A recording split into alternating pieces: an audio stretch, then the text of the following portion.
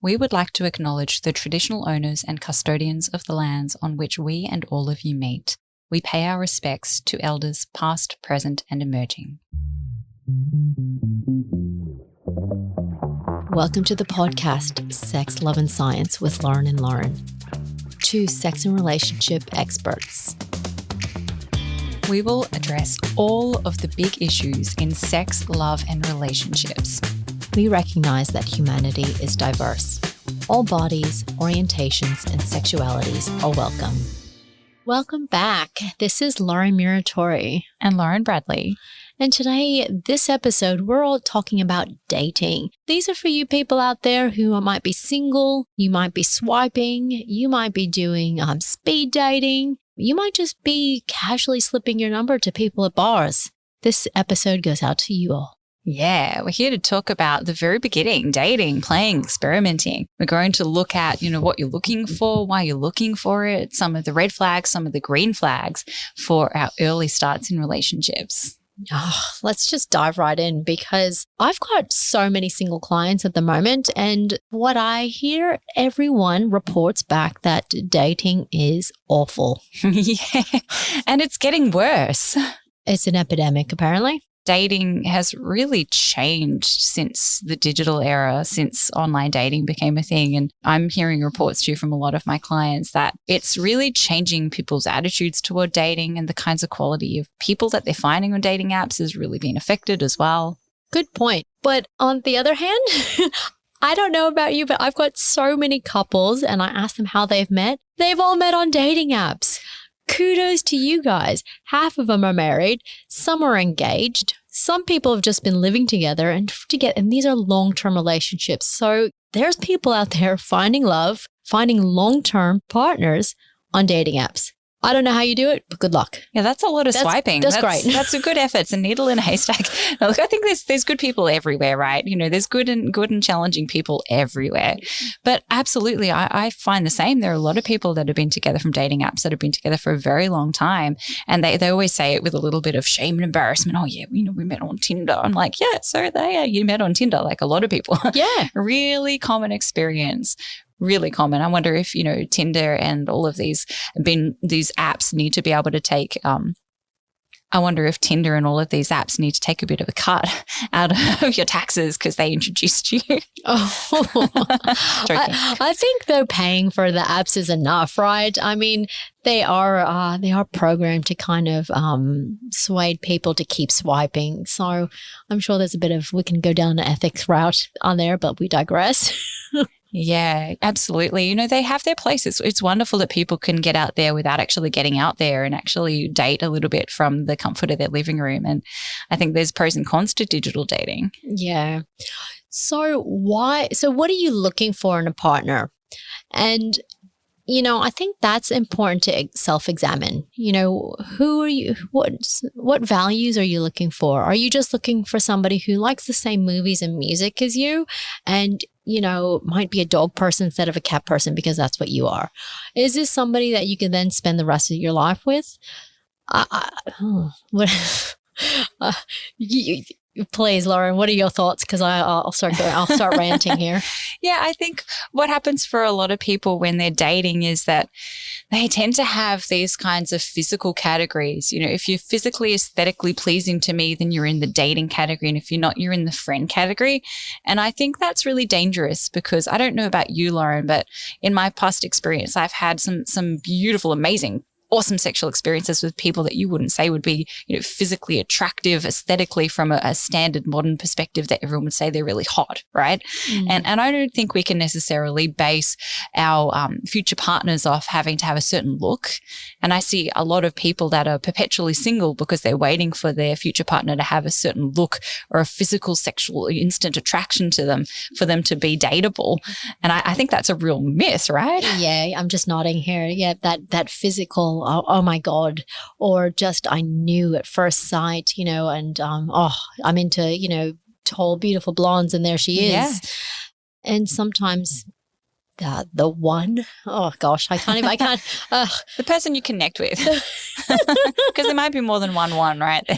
Well, But it goes. Everybody thinks there's the one. There's the one person. Not everybody. I'm ranting already. Thanks, Disney. Thanks for perpetuating this myth that we have one love for the rest of our life, and we must find that love, particularly when we're under 30 years old, and we must have 2 children and a dog, and get a house and a car, and this idea of what your life should be like and how you should sequence it is really based on pop culture and myth to a certain extent. You can structure your life how you want. Exactly. And you can also date how you want. I think that's important to say. And, I think there's so many people who are meeting online, but I'm noticing a lot more speed dating pop up, and a lot more purpose-oriented singles nights where there's bars opening up on Thursday night. I forgot the name of one that's in Melbourne, and they're they open on Thursday, and it's just for singles to mingle and meet in person, which I think is amazing. I'm a person who I want to get the vibe off somebody. I want to feel their energy. I want to see them smile. I want to talk to somebody with their eyes. You can say a lot of stuff on an app. But nothing beats, chemistry, right? Look, that's just me. Call me old-fashioned. And, chemistry, again, it's how you connect with someone in an energetic sense, right? And you don't get that from an app. You might think they look hot from an app, right? Tick, as you say, this is a tick box. This only must look hot, right? When you meet them, they may physically feel completely unattractive when you're around them. So I think we really need to change our perspective of what hotness is. Yes. All right. So we're changing a perspective of hotness. What about, though, the people who are like, oh, we have to like all the same things. we go for the same footy team, or this person likes sports like I do, and, they drink beer and like to party. So therefore, we're a good match. I think it's interesting to have some different interests to your partner. I think it's really cool if you can share some insight from your life that's separate to them. We need to be a partner, but we also need to be an individual. Exactly. And, just because you like the same movie or you have the same team or, doesn't mean you have the same values. Doesn't mean you have the same direction of life. Hobbies come and go, but values don't. So if you have really different fundamental values to your partner, they could be really challenging for you in the long term, like things like having, polar opposite political views or really strong different views on the role of women in society or the role of women in a marriage. I see that a lot where people find someone they connect with, they have a lot in common, but then deep down there's this value discrepancy of what it looks like to be a wifey. Yeah. And that causes huge conflict. So this doesn't mean, going out on a first or even second date and, asking somebody, what are all your values? I want to make sure we align first. Why can't you? I guess you could. You may as well skip to the good stuff. You can start meeting people and getting a sense for what they're like, and without, I guess, feeling like a job interview. I think that's a really important thing to point out, is a first and a second date does not have to be a job interview. And also, if you're not vibing with somebody, you are allowed to leave. Yes. Just if you're seeing red flags, if the person just is not your cup of tea, you can say, thank you, I really appreciate meeting you, and it's time for me to leave. Yeah, it's honesty. It's okay to not connect with everybody. And it is about being honest and saying, hey, this just didn't feel right for me. Yeah, and I think there's a safety element that comes with dating these days as well, especially for those identifying as women. There's people out there who, are doing the catfishing. Yeah. Or just doing the no-showing or, so I think it's okay to also want to just get verification with who you're meeting before you meet them.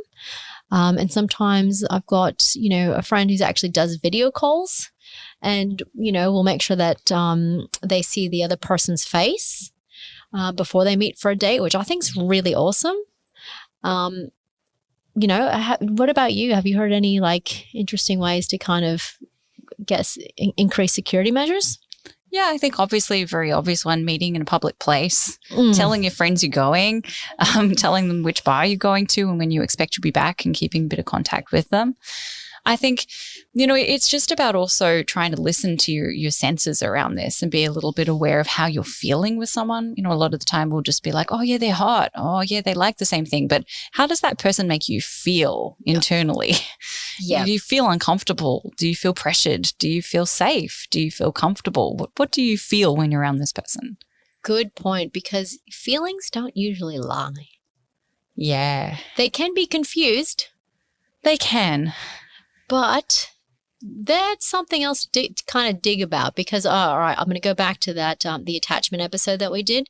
People potentially who have an anxious style might see a secure person as boring. So that might feel boring, but that's being able to identify that I'm an anxious style or I'm an avoidant style, and I thrive in this sort of dysfunctional sort of relationship. So being able to sit with that and then identifying somebody who might be secure and how that feels. Right. This isn't also then putting yourself in front of somebody with lots of red flags who might not be a great suitor. Yeah, and listen to that feeling. Do they make you feel unsafe? Do they make you feel uneasy? Do they make you doubt yourself? Intuition's quite a remarkable thing.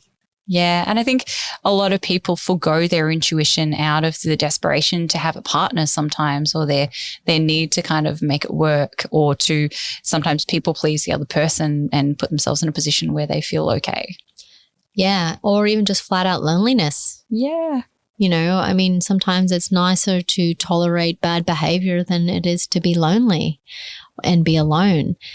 And I guess what I could say is, in the long run, it's so much nicer to have peace than to have your peace disrupted. Yeah, choose wisely.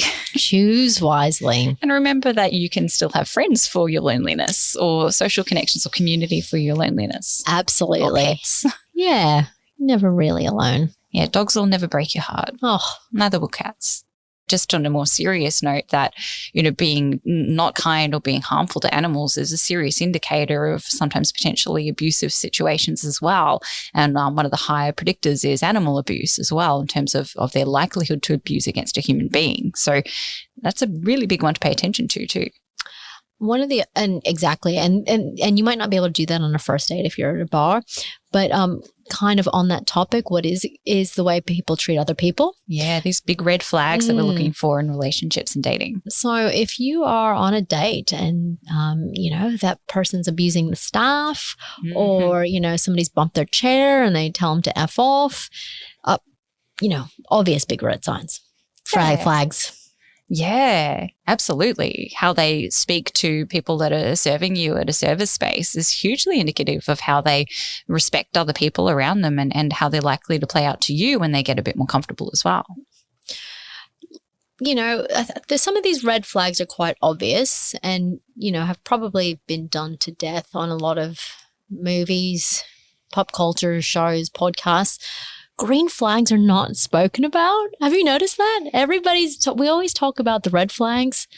Let's just talk about some green flags to kind of give that person a second go, especially if you're somebody who's questioning whether that maybe they're just secure and I'm seeing them as boring. Green flags. Love it. You're right. It's often underlooked, and often we're looking for these red flags, which can be really obvious to us. But looking at green flags, one of the biggest things I like for people to look for is, do they know themselves? Yes. Do they know their pros and cons? Do they know what they did in their last relationship that they could do better on? And do they own that? Yeah. So somebody who takes accountability and somebody who's reflective.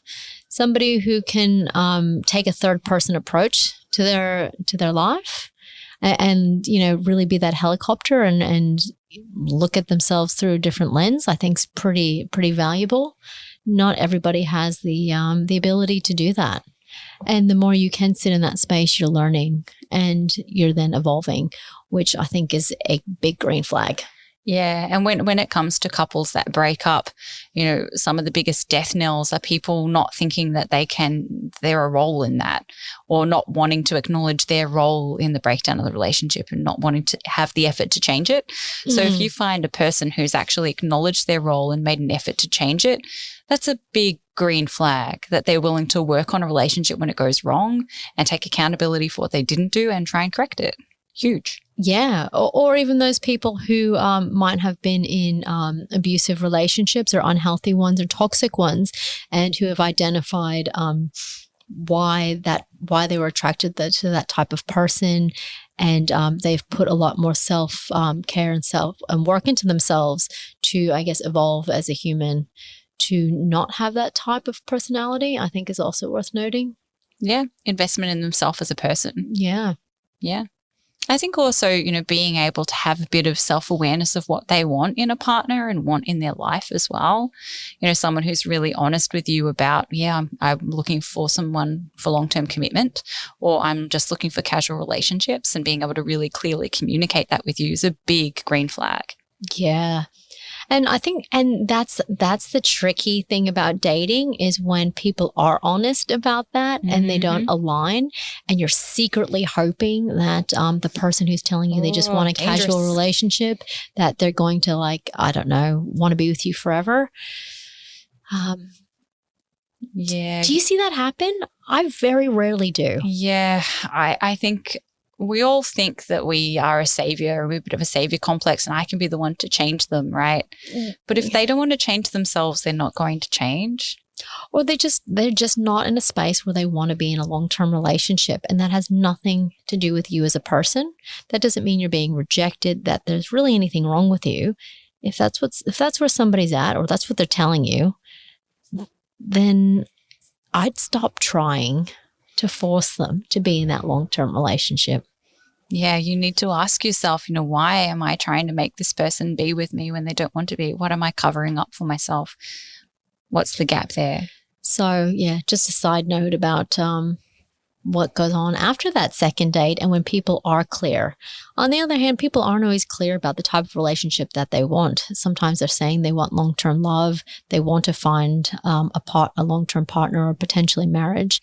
And really, they're just playing the field. Yeah, that's a red flag, right? Yeah. And, what are some things that you see that these people, I find that they're very good at telling people what they like to hear. Yeah. To keep them hanging on. Yes, absolutely. And there's a lot of excuses. There's always a reason. Oh, well, because this happened. Oh, I can't because of that and because of that. There's a lot of excuses, and none of those excuses are because I don't want to, or because I'm not interested in being a long-term partner, or because it's a step too far for me to go to your family event because I'm not feeling that connected to you. Right? They're never honest and never owning that reason. They're always externalizing it, blaming other things instead of taking that focus. Yeah, and making excuses, or I can't do that. Oh, I've got something else on. I've got something else on. That's somebody who's not going to probably be a long-term partner. Yeah. And, there's lots of people out there sort of realizing too that maybe they won't find a partner before they reach certain milestones in their life. And we are seeing a lot of people, particularly people wanting to have children, going off and doing it on their own now, because you can actually have a lot of milestones without having a partner in your life as well. So don't feel like you have to find the one before you, go through the steps. If you want to follow the steps and have a baby and a house and dog and all of these things, right? You can do a lot of that solo. In fact, you might even be happier doing that solo.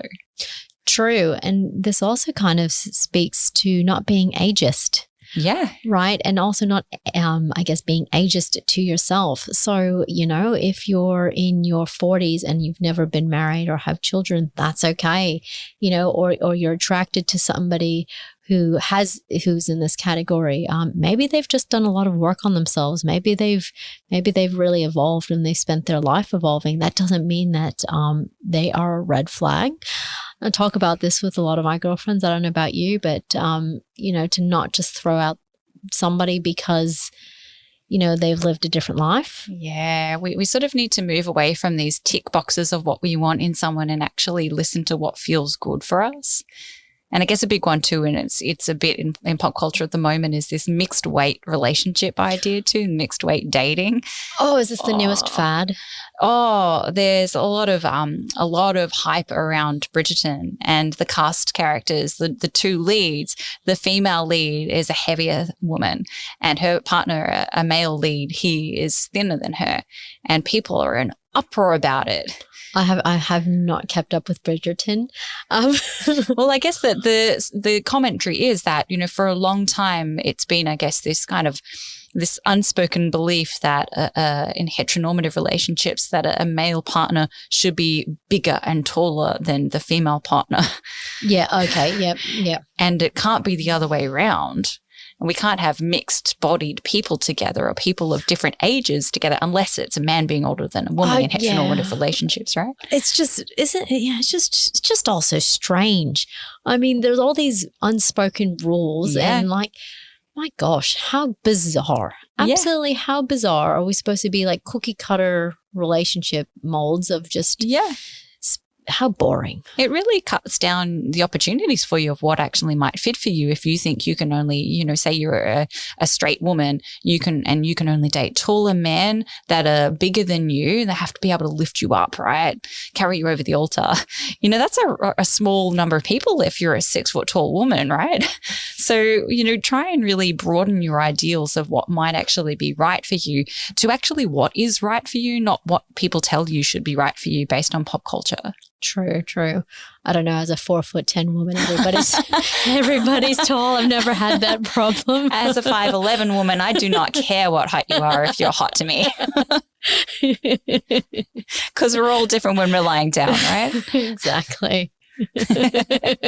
Yeah, but there is, I guess, these conditioned notions that we have around what our partners should look like and how our relationships should be that really get in the way sometimes of people making good choices for themselves or going with partners that would be good fits for them, but they don't look a certain way or they're not a certain height or a certain age or a certain culture even. Oh, absolutely. And this kind of like, I'm just going to kind of go back to like one of my biggest pet hates is dating fads. Oh, yeah. Like it just makes me so frustrated that, there's a movie, I don't even know the movie, but I think it's got Anne Hathaway in it and she's older and she's like dating or falls in love with a younger guy.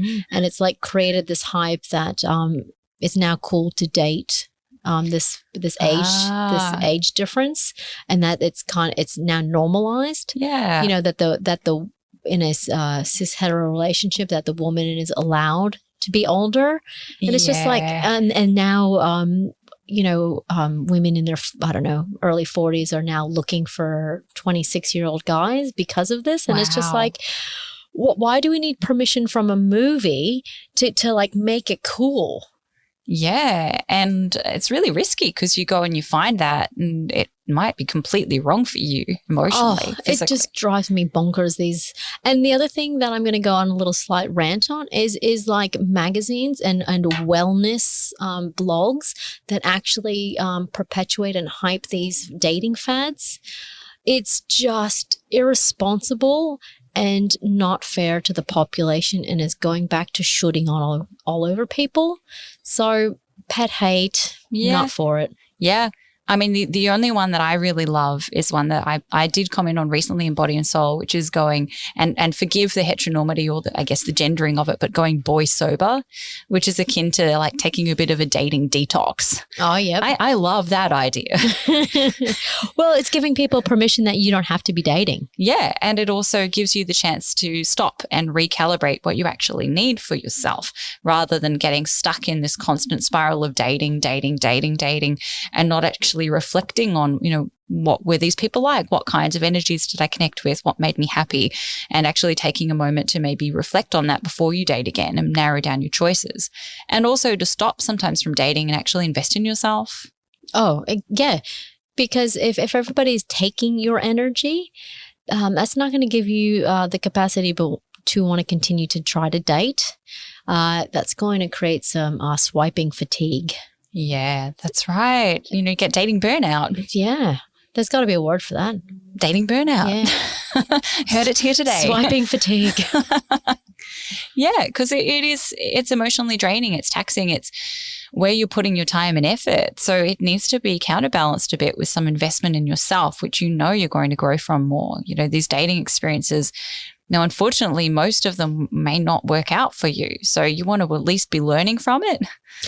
Well, that's a good point is sometimes we do need experience to learn from. Yeah. So, maybe a way of reframing, because I do love a good reframe, is, it's an experience and you had to go through that process to learn something about yourself and maybe what you're looking for. So instead of looking at, I've just been on 5 bad dates this month, dating's a disaster. It's, well, you know what? I really know what I don't like. Yeah. I know the type of people that I'm attracted to. It's not helping me. And I'm going to do something about that. I'm just going to do that reset. I'm going to change and I'm going to start to reflect. And maybe now we'll just change it a little bit, maybe next month. And hopefully from a positive mindset, start trying to change that. So I don't know. It's the therapist in me. Yeah. And I mean, it's a hard one. I think with dating, you can plan it, you can take your time, you can reflect, you can ready yourself, you can put all this beautiful work on yourself. But let's be real, it's also a luck thing. And, my partner just walked into the bloody bar that I was in. So, it's really about luck sometimes. And you just have people walk into your life that sometimes you get that magical connection with. And I think because of that, we need to kind of be kinder to ourselves that it might not be about us and about what we have and what we don't have, but just that the opportunity for that person to meet us hasn't really come yet. Yeah. And I just think timing's always everything. Yes. I have never, ever met a partner online. Yeah. I've never had any luck. I've always randomly just met people on a whim. Yeah. Because you do have to put yourself out there a little bit to create opportunities for connection with people, right? True. And that's a good point. Is it's sometimes gaining the courage and the confidence to go up to people in person. I was having this conversation with somebody the other day about the difference if we put a gendered lens on it and how some men are really scared of approaching women. That's why they'll only be doing it via a dating app, and how women potentially might be a bit scared and nervous, or maybe they're not. Maybe they're expecting men to come after them and give them their number in person. So it's like this like kerfuffle of nobody, like everybody's waiting for the other person to make the first move because of all this like stuff in society that's telling us men need to do this. And if you do this now, you could be seen as a perpetrator, and women, you need to be strong or not be strong, or you have to do it like this. It's, oh my God. Oh, it's complex. I'm a chatty person. I like to chat to people. If you've seen me out and about, I'd probably say hello, and I love to have a chat in the toilets when I'm out at a bar. So I think it's really cool to just be able to chat to people. And I guess you have to read also their level of consent, whether they want to interact with you. But it's about being open to communicating with other people. And I guess we don't really have that culture as much here as some other cultures. You can go back to a bar and just talk to the people next to you and have a chat to strangers. I think it's a little harder sometimes in Australia to do that. That's a good point. Yeah. And I think I would love for it to be a bit more open, because you can sometimes make some great friends and meet great acquaintances and, chat to people that tell you about events and things that you can meet when you're out. It doesn't have to be about dating, but the more you're out, the more you're connecting with people, the more likely you are through by chance mechanisms to find someone that you connect with that you can date. Oh, perfect. Exactly. And what you're kind of saying is you're not just like focusing on is I've got to date, I've just got to go up to people. You're just actually just being a human in this human world and connecting with people, and you never know where that's going to lead. Yeah. So follow your heart. Makes sense. Follow the fun. Good luck dating, everyone. We'd love to hear how your dating stories are. I'd actually love to do a show about some of the most disastrous dates you've ever had. Yes. If you feel comfy, could you please write in, email us, either of us, and tell us your story? I'd love to just read some of these stories anonymously. I know I've got about a bazillion of my own. Yes, disaster dates. We want to comfort you. We want to know them. Tell us. Yeah, Let us know your stories. Tell us your worst dates ever. I know we've all got one. Well, on that note, thanks for today, Lauren. I loved hearing some of your thoughts on dating, and thank you for listening to me rant. Thank you, Lauren. Thank you for this discussion today, and thank you everyone for listening. Happy dating. Happy dating.